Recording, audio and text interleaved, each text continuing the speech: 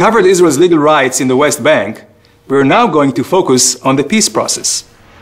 Many suggest that Israel's presence in the West Bank, what some people call the occupation, is the cause of Palestinian hostility towards Israel, and the reason there is no peace. But is that really true? If Israel's presence is the cause of the conflict, then it follows that there was no conflict before 1967, when Israel was not in the West Bank, right? Let's look at the facts. The PLO, the Palestinian Liberation Organization, was created in 1964, when the entire West Bank and Gaza was in Arab hands.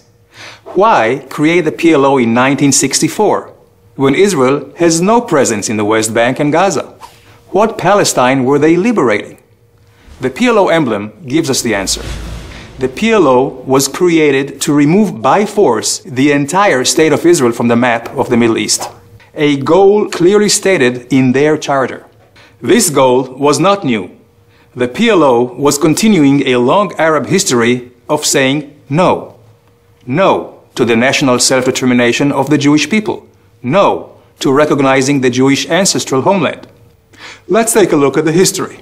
In 1937, the Peel Commission recommended a division of the land, a Jewish state and an Arab state. The Arab portion would include 96% of the territory that the League of Nations had originally designated for the Jewish homeland. This included far more than just the West Bank. However, instead of accepting the Jews as peace partners, the Palestinian leader Haj Amin al-Husseini said no, and found a partner whose vision was closer to his own. In 1947, the United Nations recommended the partition plan, which again offered the Arabs far more than just the West Bank. The Jews said yes. The Arab leaders again said no, and launched a war of extermination. Israel won that war, established the state, but did not know a day of peace, despite the fact that its Arab neighbors held the entire West Bank. The Arabs continued saying no. They attacked Israel relentlessly, using the West Bank as a launching pad, until Israel took it over in a war of self-defense in 1967. After the war, the Arab League rejected all attempts at peace. They continued to choose force over negotiation.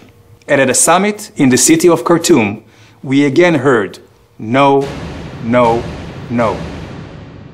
Let's fast forward to 1993. Israel and the Palestinians signed the Oslo Accords.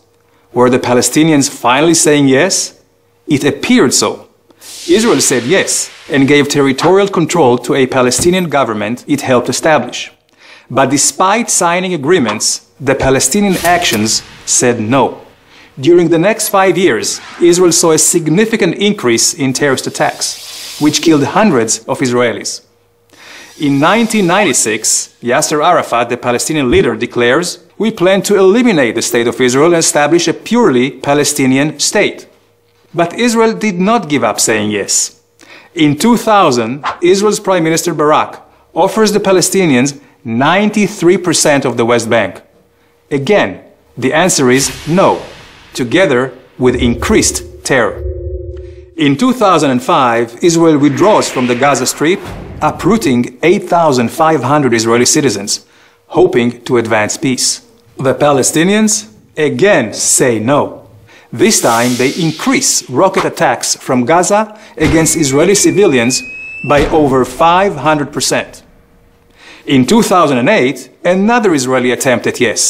Prime Minister Olmert accepts nearly all Palestinian demands, including handing over almost 100% of the West Bank with minor land swaps.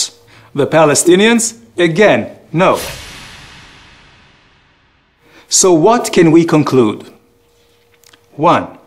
The conflict was not caused by Israeli presence in the West Bank. The real cause of the conflict, until today, is the long-held Arab history of saying no. No to peace, no to the existence of Israel. Because no is consistent with Palestinian policy, education, and media. Political and religious leaders continuously promote Israel's destruction. 2. Israel has said yes for decades and has proven that by signing peace with Jordan and Egypt. So, where do we go from here? How do we achieve peace? With some goodwill, mutual recognition of the right to self-determination, and real compromises on both sides. Israel, for its part, will continue saying yes to a real and enduring peace. But for the peace process to succeed, the Palestinians will have to give up their uncompromising choice of force over negotiation and of choosing no over yes. It's about time.